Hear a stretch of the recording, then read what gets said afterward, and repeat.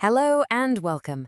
Let's talk about one of the trickiest but most important parts of your GCSE media exam. We're going to be mastering that final 10-mark question in Paper 1, Section B. Yeah, I get it. You've powered through the whole paper, you're almost at the finish line, and then boom, you're hit with this massive analysis question. It can definitely feel a little intimidating, but trust me, this is where you can really show off and grab some serious marks. I want you to think of this question as the final boss of the level. It's a real challenge, no doubt about it, but with the right strategy and the right toolkit, it's a challenge you are absolutely ready to beat. And this explainer? This is going to be your guide to victory. So, here's the game plan. We'll start by figuring out what the question is really asking for. Then, I'm going to give you a super powerful framework called PEAT to structure your answer. We'll walk through a real example, cover some pro tips from examiners, and then wrap up with the key takeaways. Simple, right? Let's get into it. Okay, first things first. We need to break down what this question actually wants from you. Understanding the goal is always the first step to scoring big. Right, so the questions you've answered before this in Section B might have been about the business side of media, stuff like marketing or target audiences.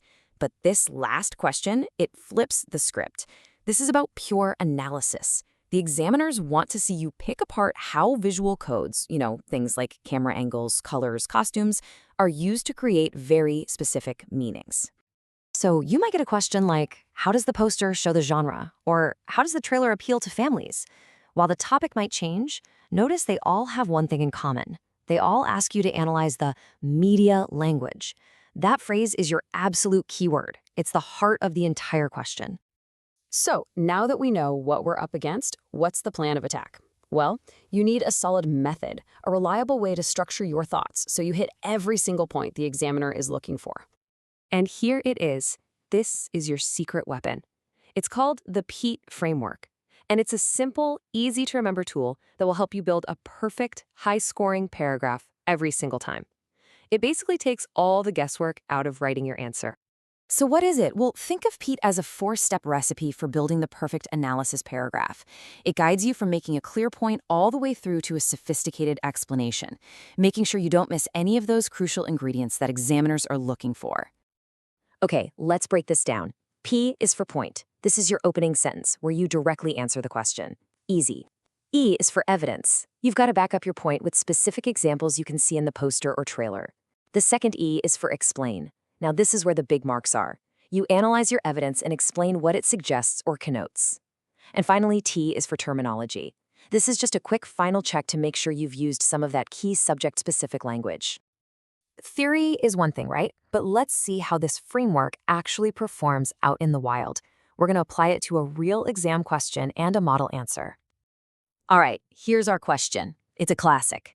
Analyze the way in which the film poster uses media language to communicate the genre. 10 marks. Let's see how PEAT helps us smash this. Now take a look at this paragraph. This is a top-tier answer, and it follows the PEAT structure perfectly.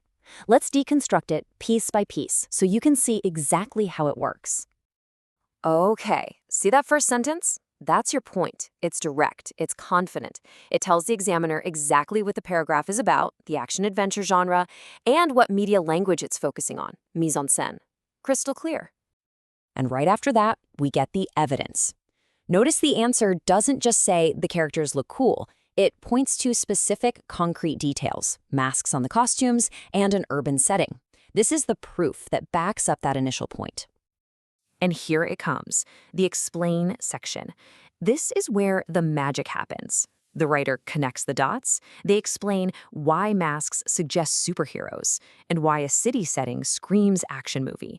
They're using sophisticated language like connotes, associate, and referencing genre stereotypes. This is top-level analysis. And finally, let's check for terminology. Yep, it's all in there. Mise en scène, connotes, genre, stereotypical. They're woven in naturally, showing a real command of the subject. And that's it. P-E-E-T. A perfect paragraph. Okay, so you've got the PEAT structure down. But what if you're staring at the poster and your mind just goes blank? What should you actually write about? Let's talk about a few go-to areas that examiners absolutely love to see discussed. If you're ever stuck, just come back to these 3 things. 1. Look for clues about the genre. Explosions, battles, that kind of stuff. 2. Hunt for clues about the target audience. And 3.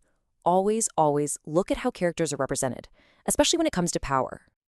Here's a super quick example for target audience. The release date, February 14th. Now that's not just a random date, is it? It's right in the middle of the school half-term holiday. That is a massive clue that this movie is aimed at a family audience because parents are looking for things to do with their kids. A simple detail, but it says so much. And this is a brilliant way to analyze representation. Just look at the camera angles. Wild Style is often shot from a low angle, right? That makes her look powerful, in control, a really cool, counter-stereotypical move. But now look at Lord Business. He's often filmed with a Dutch angle, tilted on its side. That immediately creates a feeling of unease and danger. It's a classic visual trick to say this guy is the villain.